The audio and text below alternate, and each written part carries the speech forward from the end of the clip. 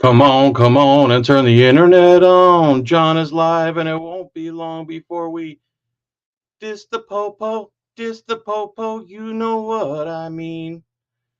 When I diss the popo, you and I agree. Baby, I don't need 50 to ruin my life. I love cheap thrills. What's up, Mr. Ross, the roasting legend? How are you, sir? Are you the only one in here? What else we got? Oh, my favorite Canadian, News Now Victoria, not so silent. Mr. Eggleston, what's up, dude? Mr. Will Arrington, exposing tyranny 3.0. Where'd he go? Mr. Kaufman, he just got my coin. Did you get your coin yet? The Thin Blue Line gang most dangerous. Correct. Australia has fallen. I agree.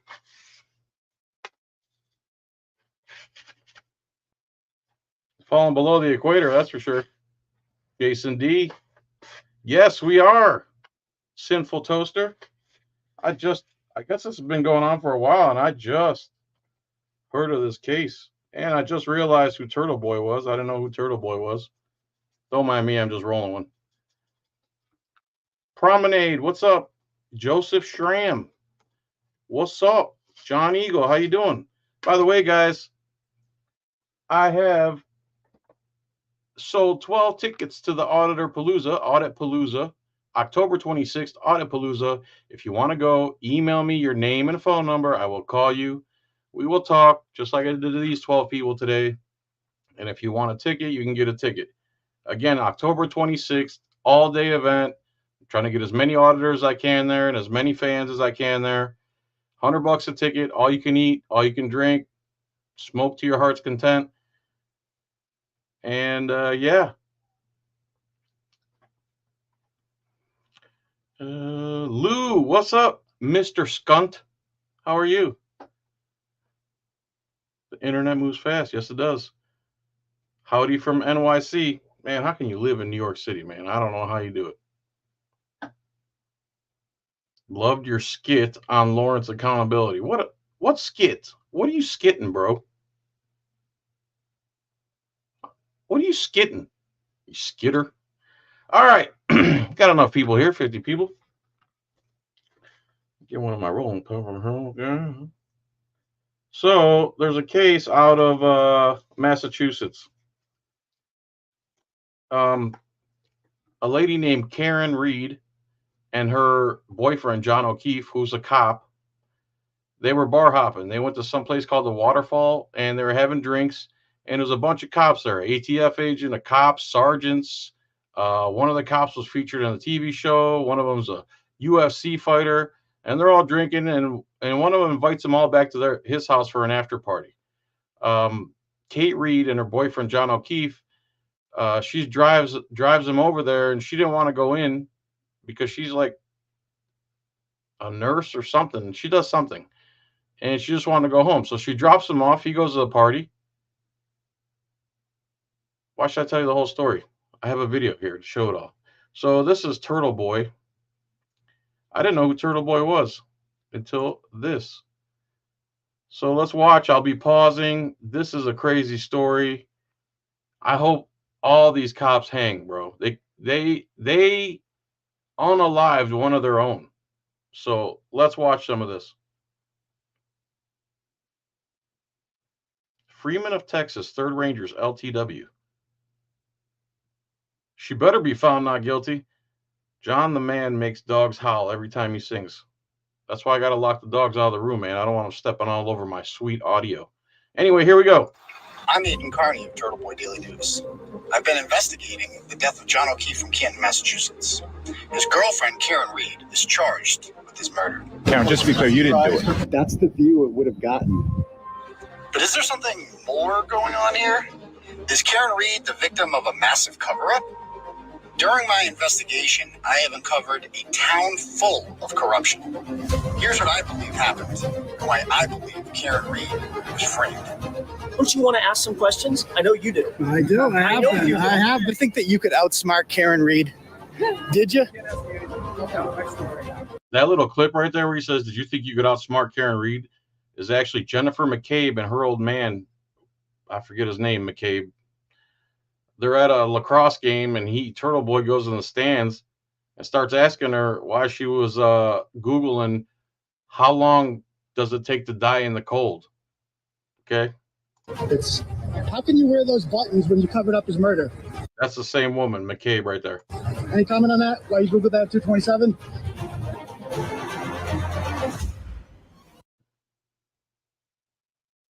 On the morning of January 29, 2022, Boston police officer John O'Keefe was found dead outside of the Canton home of Boston Police Sergeant Brian Albert on 34 Fairview Road. O'Keefe's girlfriend, Karen Reed, was charged with manslaughter after reportedly backing over O'Keefe with her car after she got into a fight with him and dropped him off at Albert's house after a night of drinking. She was castigated widely as a cop-killing villain, set to face decades in prison, but as She didn't admit to killing him. What she said was, "Did I hit him? Did I hit him? I hit him? I hit him."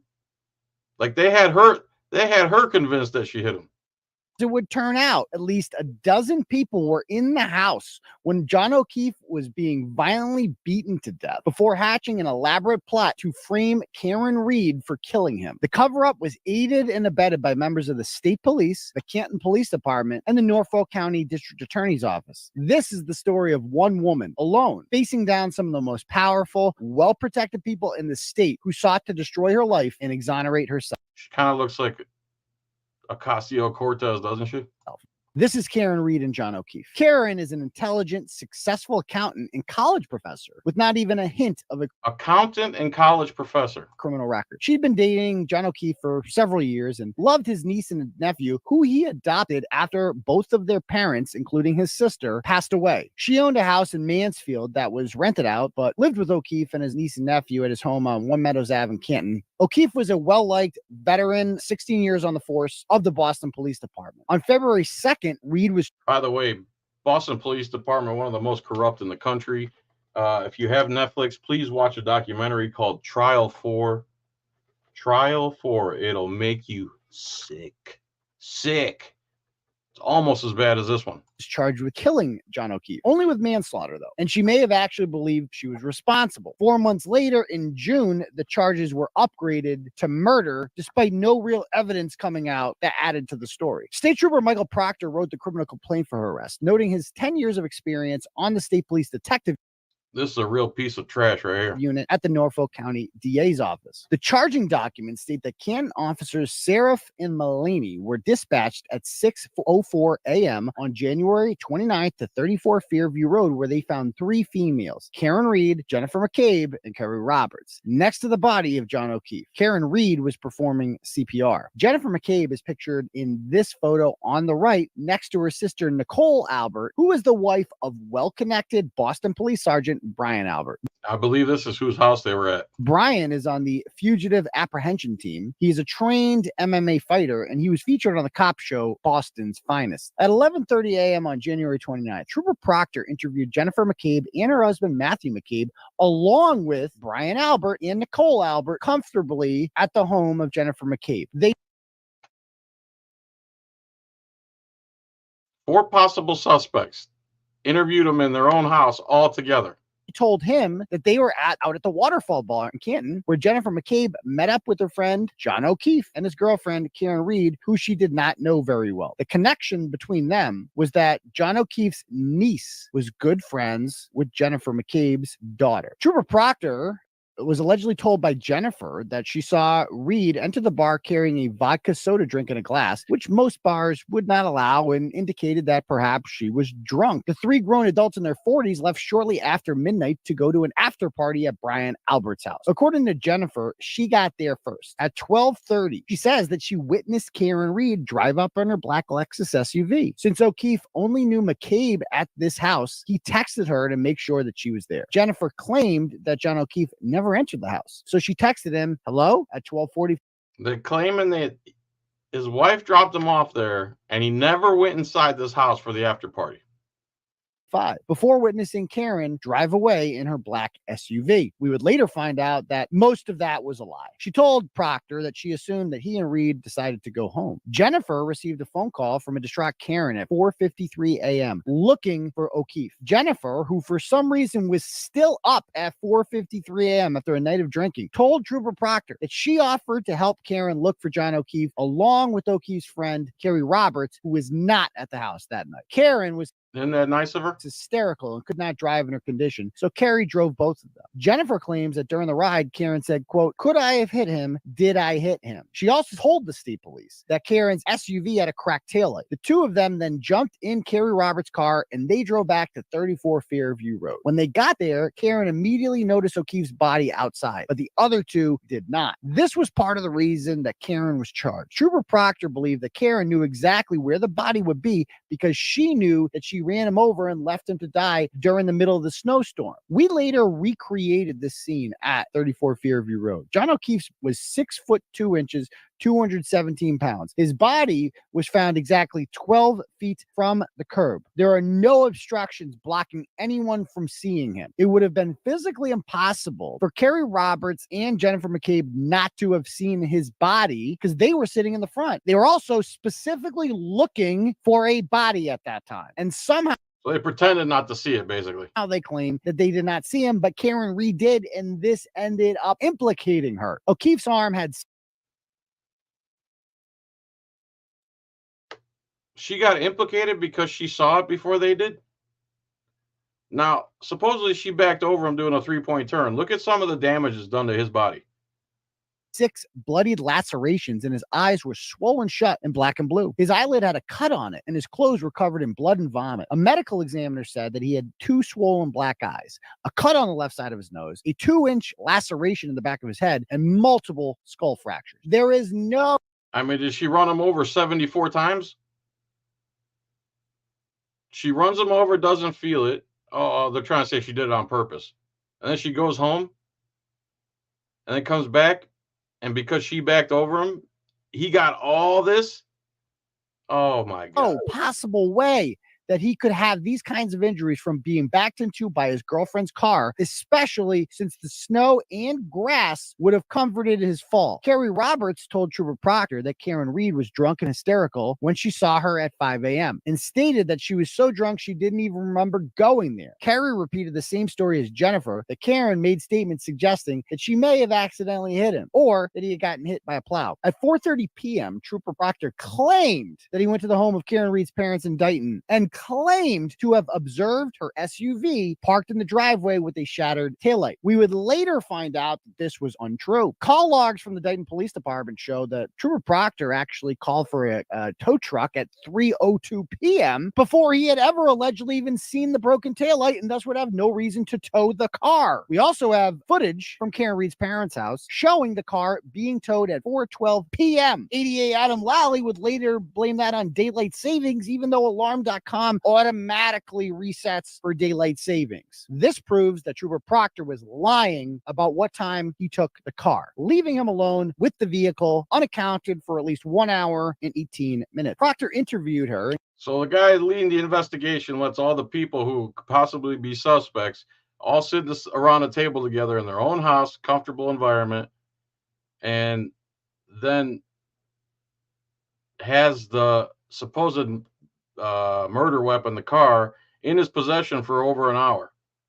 Wait, it gets juicier. And Karen denied bringing a drink into the Waterfall bar. She said that she dropped O'Keefe off at the party at 12:15. But since she didn't know anyone there very well, she was feeling sick and she was a grown-ass woman in her 40s who doesn't go to after parties and play beer pong, so she elected not to stay. She lived with O'Keefe less than 3 miles away, so getting home wouldn't be a problem for him. Proctor claimed that Karen told him that she never saw O'Keefe go inside the house and had no idea how she had a broken taillight. Both of these statements made her look guilty. When she found O'Keefe's body later, his eyes were swollen and he was still bleeding from the nose and mouth. Karen attempted to call and text John O'Keefe multiple times after dropping him off. He would never knock him home, knowing his niece and nephew needed him in the morning. Trooper Proctor asked her leading question designed to incriminate her about whether or not she had ever been in an argument with O'Keefe, and there isn't a couple on earth that hasn't been in a fight before. So Karen felt it was normal to tell Proctor that they had an argument over breakfast. This is why you should never talk to police without a lawyer if you're a suspect in a crime. They are not there to be your friend. They are there to get you to say something that will lead you to being charged criminally. A Canton firefighter, who we later found out was good friends with Caitlin Albert, the grown daughter of Brian Albert, who was inside 34 Fairview Road the night that John O'Keefe was killed, was one of the first responders to the scene. She told Trooper Proctor that Karen said to her friend, "I hit him," quote unquote, several times, further incriminating herself. Proctor's report also states that 2 red pieces of taillight were next to O'Keefe's body, which was the final piece of evidence needed to charge her with manslaughter. Except in the original report from the Canton Police Department, it never mentions anything about any taillight, and only 2 inches of snow had fallen at that time. As a matter of fact, the only thing that they found were droplets of blood, which they kept in red Solo cups, and some shattered cocktail glass, which apparently Karen Reed hit him with before backing into him with her car and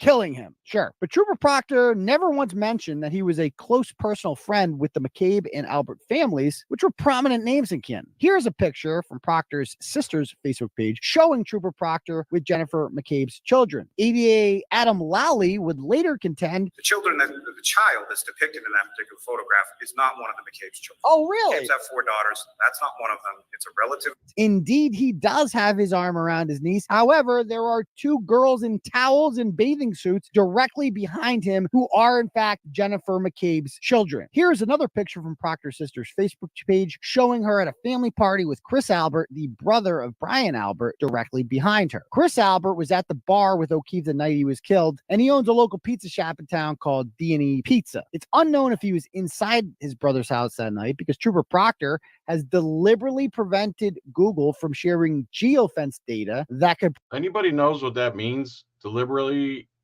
stop Google from using geofence data? What the hell does that mean? Provide that information. Chris Albert lived at 7 Meadows Ave in Canton, 3 doors away from John O'Keefe, who lived at 1 Meadows Ave. Chris's son, Colin Albert, was an 18-year-old senior at Canton High School at the time of the incident and is confirmed to have been inside the house at 34 Fairview Road that night. Colin was a star football player at Canton High School and a notorious hothead. There are multiple videos that we have posted. What kind of location data? What do you mean?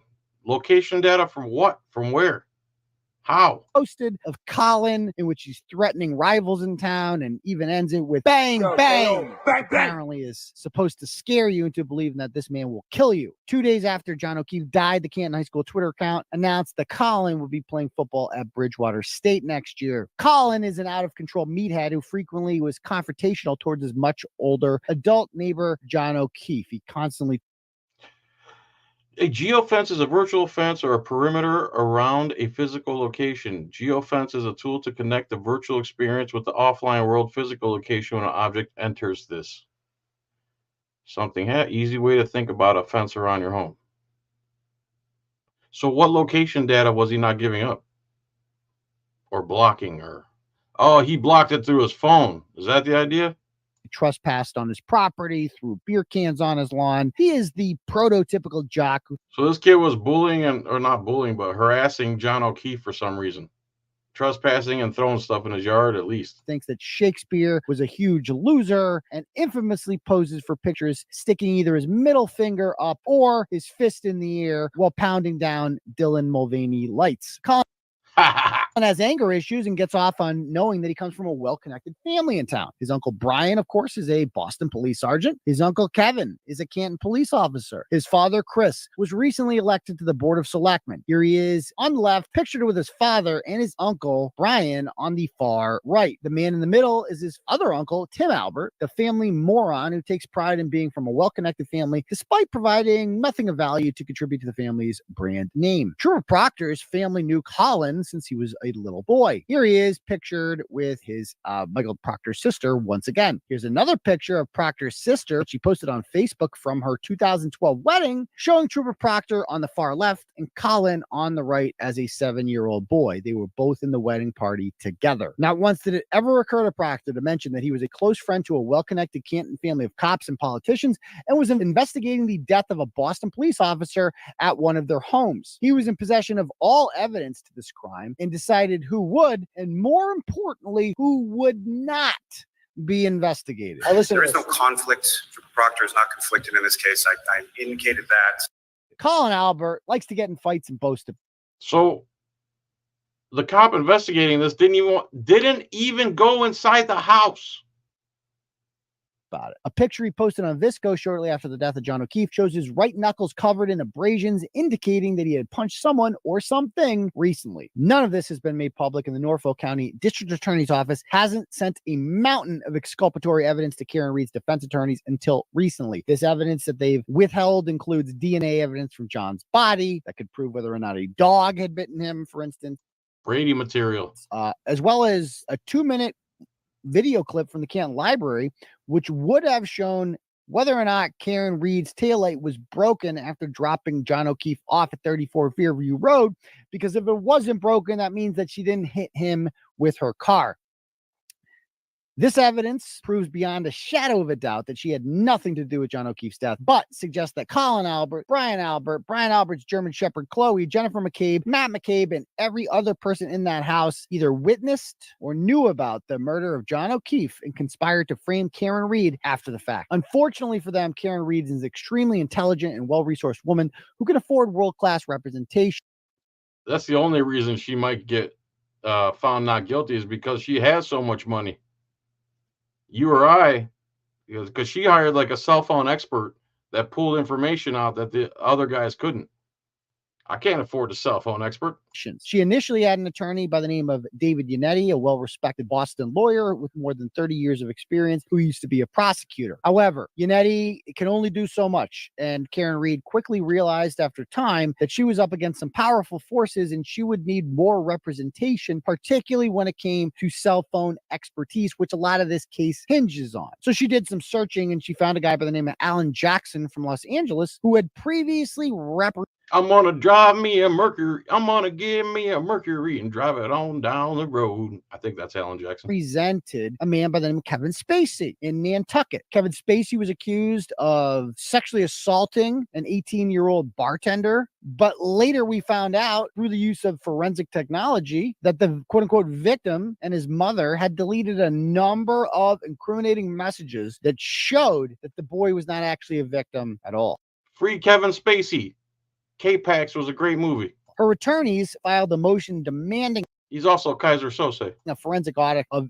If you're too young to know Kaiser Sose, you missed out, man. Jennifer McCabe and Brian Albert's cell phones, and for all communications before and after O'Keefe's death. However, to this day, they have not gotten Albert's cell phone. Jennifer McCabe, on the other hand, voluntarily handed over her phone, thinking that if she deleted enough information, no one would find it. And indeed, that initially worked. State Police Detective Nicholas Guarino claimed to do a full extraction of her phone, and nothing really incriminating came back. But it didn't smell right to Alan Jackson. So they did another search of her phone, and they hired a man by the name of Richard Green, an expert in his field. And Richard Green did a much more thorough and expensive search into Jennifer McCabe's phone. What they discovered in April was shocking. They found that the Norfolk County DA's office intentionally hid evidence showing that Jennifer McCabe had searched, quote, how long to die in cold, except she spelled it H-O-S, Hoss long to die in cold, at 2:27 a.m. on the night that John O'Keefe died. Well, how could she do that if she thought, why would she do that? More importantly, if she believed, as she told Trooper Proctor, that John O'Keefe had gone home and gone to bed, why would he possibly be dying in the cold? Unless, of course, the plan was to put his body in the cold so that he died from hypothermia.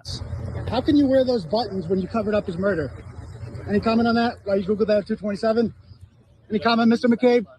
Brian Albert was never questioned at his house, only at the McCabe's house, which was interesting. There's murderers among us, man. They just walk among us. And they smile. I bet you at least one or several times in your life, you've sat next to, talked to, spoke to, or been friends with someone who's off another person. Because a dead body was found in his yard. Canton Deputy Police Chief Tom Keller happens to live across the street from Brian Albert on Fairview Oh, police chief lives across the street. How convenient. Road. He has a Ring camera that would have picked up video of O'Keefe's body being hit that night. That's the view it would have gotten. So his body would have been right here. I don't know if you can see my mouse. The police chief's camera wasn't working that night. That's exactly. How convenient.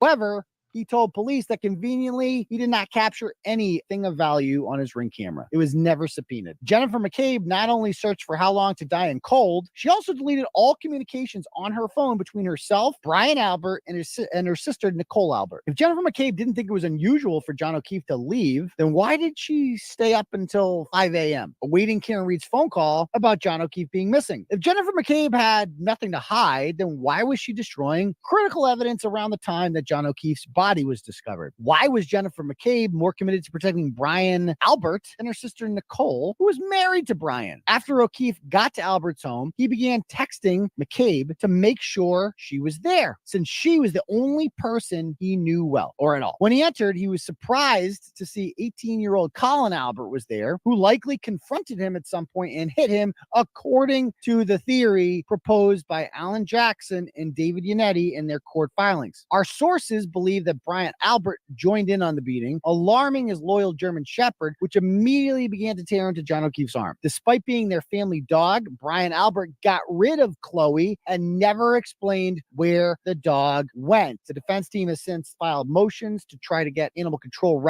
He claims that that dog got in a fight with another dog in the front yard and he rehomed him. Records about the dog, which for some reason the ADA's office objected to. Unfortunately for him, the defense won their motion and the records were impounded.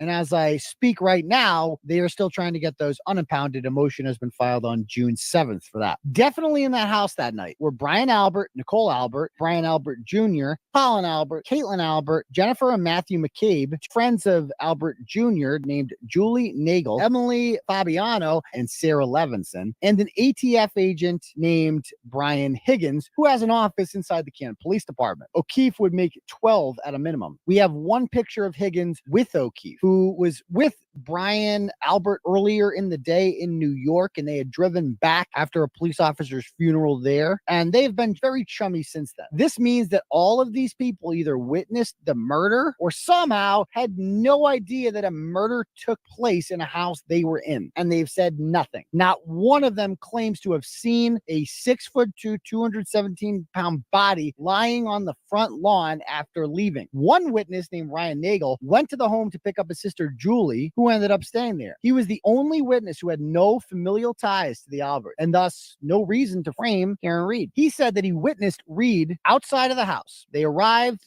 on Fairview Road at basically the same time, coming from different directions. He yielded to her. He allowed her to turn right onto the street. Now, keep in mind, it was snowing and visibility was difficult. So Karen Reed pulled up in front of the driveway, and she claims that John O'Keefe got out and ran into the house. She then pulled up a little further along the left-hand side of the property and said that she was beginning to text him because he was supposed to text her back to let her know everything's all set. You can go home now. Ryan Nagel has all but confirmed that this is exactly what happened because according to his own testimony, he said that he didn't see any damage to her vehicle, never heard any screams, never witnessed her operating the vehicle erratically. And when he drove by her, most importantly, she was alone in the vehicle and her interior lights were on. Her hands were at 10 and 2. Yet John O'Keefe's body was not on the ground. So where could he be if not inside the house? Additionally, He went inside the house, man. Who are we kidding here? O'Keefe's phone tracked him walking up and down the stairs, ascending and descending inside the Albert home from 12:21 rather, to 12:24. Obviously, it would not show this sort of up and down motion if he was inside Karen Reed's car or lying on the ground outside the home. And remember, the cell phone says he's in there between 12:21 and 12:24. Jennifer McCabe said he did not arrive there until 12:30. State police and the DA's office deliberately kept all of this information from the defense. evidence, including Jennifer McCabe's incriminating Google search. Jennifer McCabe's cell phone analysis shows that she left the Albert house at 1:47 a.m. with Matthew McCabe, Julie Nagel, and Sarah Levinson. Alan Jackson asserted in his filings that she gave the other two a ride home because they lived near Meadows Ave and she wanted to drive by John O'Keefe's house to see if Karen Reed was up to understand whether or not they had time to get rid of his body or whether or not she was up wondering where he was. So she dropped them both off at 2:27. Her Apple Watch recorded her going to her bedroom and Googling how long to die in cold, despite previously telling police that she assumed that John O'Keefe had gone home with Karen Reed. Why would she Google that if she thought he was home sleeping? A normal person after a night of drinking would be sleeping at 2:30 a.m. McCabe, instead of going to bed, elected to pace around her house nervously. That's what the Apple Health data shows, waiting for Karen Reed to contact her and ask where O'Keefe was. Somehow she anticipated this happening, despite allegedly having no idea that John O'Keefe was missing. McCabe waited up for Reed because, number one, she needed to be with her when Reed discovered the body so that she could control the narrative with the police. And number two, she needed to put the idea in Reed's head that she might have accidentally hit and killed John O'Keefe while driving drunk and had no recollection of it. Reed truly believed that she might have done this and was distraught. His body was staged at the exact place where she was seen dropping him off before leaving. Although it is interesting that they claim that she did a 3-point turn, but only Michael Proctor claims that. He claims that Reed told him that she did a 3-point turn, except that makes no sense. That, of course, would be the only way that she could have backed into John O'Keefe is if she did a 3-point turn. If she just kept going straight south on Fairview Road, then she couldn't have backed into him. Both Jennifer and Matt McCabe claim that that is the exact direction that she went in, was south, that there was no 3-point turn. Despite barely knowing Karen Reed, Jennifer McCabe gleefully jumped in the car with her and Kerry Roberts. It is believed or asserted by the defense that this intentional delay guaranteed that O'Keefe would be dead by the time anyone found him. Remember, How Long to Die in Cold, and that he would be unable to tell the real story about what happened. It is important to point out that when John O'Keefe was put outside to die, he was still alive. They did this so that the medical examiner could say that one of the causes of his death was hypothermia. Remember also that Jennifer McCabe initially told investigators that Karen Reed brought in a drink from another bar to the Waterfall bar, which only a drunken, low-class individual would do. But Karen Reed had a good job and made good money. Why would she do such a thing? Nevertheless, McCabe successfully planted the seed in Reed's brain that she may have accidentally killed O'Keefe. Jennifer McCabe also deleted phone calls to her sister Nicole Albert at 6:07 and 6:08. Those are now gone. They were 7 and 9 seconds long, and someone answered that phone. Now, ADA Lally has since claimed that that's evidence that the calls went to voicemail, except only unanswered calls go to voicemail, and that makes no sense. This proved that McCabe had made them aware that there was a dead body outside of their house. There was not enough time for her to explain, oh my God, there's a dead body out here. I don't know what's going on, but there was plenty of time in 7 to 9 seconds to say, Karen Reed is here, don't come outside. This proved that McCabe made them aware that there was a dead body outside the house. Yet Brian Albert, a veteran Boston police officer and trained first responder, did not even come outside, despite the fact that there were a plethora of emergency vehicles, a lot of people making noises, blue and red lights flashing everywhere. Didn't even come outside the house when he knew there was a dead body out there of his someone he knows in his own yard, and he doesn't come outside. Get the And radios going off, and oh yeah, a screaming hysterical woman on his front lawn named Karen Reed. A broken cocktail glass was found next to O'Keefe's body, which Canton police initially said was the murder weapon. O'Keefe's body was clearly visible as not much snow had accumulated, yet McCabe and Roberts didn't see it. Only Karen Reed did. After notifying the Alberts about the dead cop on their property, Jennifer McCabe Googled, quote, how long does it take to digest food? 10 minutes after finding a body. The presence of food particles in a dead person's stomach helped pathologists determine time of death. At this point, Jen McCabe was panicking because she knew how suspicious these people need to hang, bro.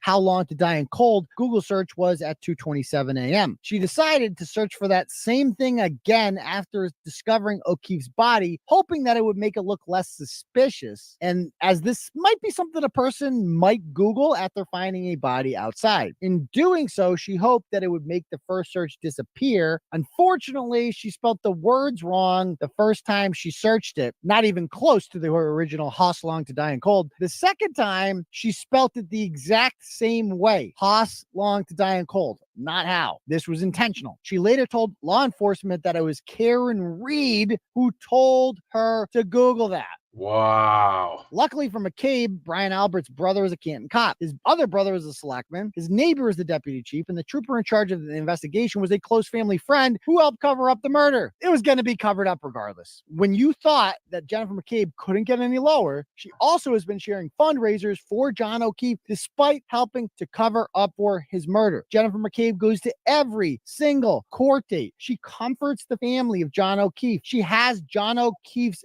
badge number decaled on the back of her car. She has blue lights in front of her house and constantly wears thin blue line stuff everywhere. She is utterly shameless. Obviously, Jennifer McCabe did not kill John O'Keefe since she's not physically capable of that, but Brian Albert, Colin Albert, and the dog were more than capable of that, and Colin Albert had the motive. McCabe was just the quarterback of the cover-up and seemed to want to protect Brian Albert more than even his own wife did. Take from that what you will. Jennifer McCabe would never have been able to cover up this murder without the assistance of law enforcement, despite the fact that it was one of their own, who was killed. According to Reed's defense attorneys, the original Canton Police Department report. Just sick that none of us are shocked by this. This is such a shocking story, and yet none of us in here are shocked by it because we expect this behavior from cops, and we just can't convince the rest of the population that this is how cops are. Just because it's not on TV, I don't get it. I've seen so much of this now, I'm like numb to it. Have been altered. In the altered report, it never stated the CERT team found the taillight at 6 p.m. after Trooper Proctor had taken possession of Reed's vehicle. The altered report also had a different cell phone number that McCabe called after finding the body, indicating that police were taking steps. That's what I'm saying, Deb. You're not shocked. We're not shocked that an ATF agent, a decorated sergeant, a deputy chief, another cop, these are all the trustworthy heroes in America, all conspired together to cover up a murder of a guy they probably got in a fight with over an argument or something. I don't know if O'Keefe was a good or bad cop, but nonetheless, do you deserve to die? Probably not. To make sure that Brian Albert is not in any way a suspect. New evidence has also shown that Albert rehomed the dog that attacked O'Keefe. He claims to know where that dog is, yet they won't tell the court where it is. In September of 2022, Why not? Reed's lawyers publicly accused the Albert family in open court of being implicated in John O'Keefe's murder, and they ordered them, through the judge, not to delete anything from their phones. 2 weeks later, Tim Albert, the Fredo of the family, posted a meme on Facebook stating, quote, "You don't fuck with my family," and that he won't hesitate to make you miserable if you do. Just a couple days after these filings were made in court, Tim Albert decided that it would be a good time in October to fill in his pool. Nothing shady about that. Tim is the loser of the family who seeks approval by virtue signaling about how loyal he is so that he can enjoy the fruits of the success while contributing nothing himself. This post was clearly a direct attempt to intimidate Karen Reed, her attorneys, and reporters like me who expose people like him for being dirtbags. After being accused in September by Reed's attorneys, Brian Albert immediately decided that it would be a good time to sell his childhood home, which had been in the family for almost 50 years. It sold rather quickly for $50,000 less than they were at. $50K less. He wanted out of that house, didn't he? Wanted out of that dog. He wanted out of the house. He wanted out of his cell phone. He was ordered not to delete anything on his phone, and he went and upgraded his phone. And you know, when you upgrade your phone, the old phone, everything gets wiped. Everything. Asking for it, and as a result, was never searched by police, despite the fact that a house where a murder supposedly happened with 12 people inside having a party, they didn't think it would be important to go inside the house, and then they let him sell the house and never go inside the house to do any investigation. It's ridiculous. cop was Let's hope the jury has some sense in their heads. probably murdered inside of it and was found dead on that property. The person most responsible for the cover-up is certainly Trooper Proctor, who failed to speak to key witnesses, protected his close friends, and never applied for geofence data that would show the identities of every person in that house that night. We later found out that he lied about what time that he arrived at Karen Reed's parents' house in order to have the car by himself for 1 hour and 18 minutes. We also found out that in his reports, he intentionally misspelled the names of at least 4 witnesses, including Sarah Levinson, Caitlin Albert, a woman by the name of Emily Fabiano, and Catherine Duty, whose father, Charles Duty, happens to be the town moderator and was the chief of the Canton Police Department at the time that John O'Keefe died. However, Brian Albert didn't mention until April of 2022 in front of a grand jury that his dog was aggressive and not great with strangers. Despite being at an after party, everyone at 34 Fairview Road fled the home within an hour after O'Keefe had arrived. Cool party. Remember, they I don't think they'll show up here, Quokka. allegedly had no idea he was dead, so why would they all leave the scene of the crime? If they're there to party. Canton police used red Solo cups to store blood evidence at the scene of the crime, but did not discover any pieces of a broken taillight in there for a search. Remember, only 2 inches of snow had fallen by 6 a.m. when the Canton Police Department arrived. 2 hours later, the state police took over the investigation, and 12 hours later is when over a foot of snow had fallen, and boom, Trooper Proctor magically found not only pieces of taillight fragment everywhere, but John's other missing shoe, which was not there at the time of the first search by the Canton Police Department. Oh, I was wondering about the shoe because when they found him, he was missing a shoe. And they couldn't, in the night it happened, all the cops that were there doing all the investigating, they couldn't find any broken taillight. Isn't that awesome? So then how did Karen Reed break her taillight? Well, Ring surveillance video from Reed's home shows her backing into O'Keefe's car and slightly hitting it on the way to search for him. On the way out, you can see that the taillight is slightly cracked, although certainly not shattered. It is believed that during that hour and 18 minutes, Trooper Proctor had the car unaccounted for. He may have smashed it up a little bit more. So how did they find all these pieces of taillight if the Canton police did not find any? Well, that would be Trooper Proctor, who, as I stated, was able to have the car unaccounted for 1 hour and 18 minutes. Luckily, they found it the second time. They just decided to search the scene of the crime on a hunch. And even more remarkably, Canton Police Chief Ken Berkowitz also decided to go to the scene of the crime on a hunch on February. And they keep finding more and more taillight. When they just have these hunches. They didn't have a hunch to go inside the house and do some investigating there. 4th and noticed more pieces of the taillight from his moving vehicle. Berkowitz had been called by ATF agent Brian Higgins, who was in the house when O'Keefe was murdered immediately after the killing. Brian Higgins turned out to be a good friend of Ken Berkowitz and helped organize his retirement party several months later, which Brian Albert also attended along with District Attorney Michael Morrissey. Trooper Proctor also went out of his way to make sure that Google didn't send him all the geofence data that the defense had requested. Karen Reed appears to be a completely innocent woman. Tried to save his life. I tried to save his life at 6 in the morning. I was covered in his blood. I was the only one trying to save his life. Wrongly charged by corrupt cops who would see her rot in prison in order to cover up a murder of a fellow police officer. If she didn't have the resources, then none of this would have come out. Trooper Proctor and the district attorney's office went out of their way to make sure that evidence that they knew would exonerate her would never be given to the defense team. As a result of O'Keefe's niece and nephew, whom she loved as her own, now believe that she killed their adopted father. Trooper Proctor, Brian Albert, Colin Albert, Jennifer McCabe, and Brian Higgins all deserve to spend time in jail, and 2 of them at least should be charged with murder. The Canton police chief and deputy chief should both be fired, but as I said, Ken Berkowitz decided it would be a good time to resign after this. We hope that Karen Reed sues all of these people after she's exonerated and that the bad guys go to jail. Every single person in that house should be charged with obstruction of justice as they witnessed a crime and never reported it. They all lied. There is no possible way that they could not have seen a body on the way out. There's no possible way. So either the body was not there, in which case Karen Reed did not strike him, or they are all lying to the police. You pick which one they're doing. Haven't even begun to see the really crazy shit. So there's Turtle Boy. Good job, Turtle Boy. Subscribe to him. What do you think, guys? What do you think of that?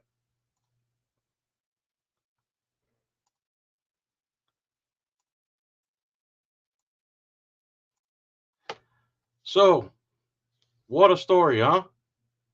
Now, if that wasn't enough for you, go check out the court hearings. They're wonderful. Her lawyers dig into the people in the house pretty damn good, and there's a lot of details. And anyway, thank you everyone for being here. I really appreciate it. Go to Etsy and type in John's Coin Rings, or Google John's Coin Rings, all one word, if you want it yourself. A beautiful ring like these. These beautiful rings.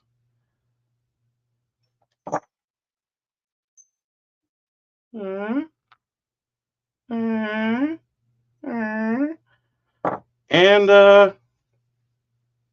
Audit Palooza, October 26th, $100 per ticket, all day event, all you can eat, all you can drink, cook off, cooking competition, maybe some comedy, maybe some live music, a meet and greet, Halloween theme. Email me at johnfelix, FILAX, @gmail.com with your name and phone number. I'm calling everybody personally.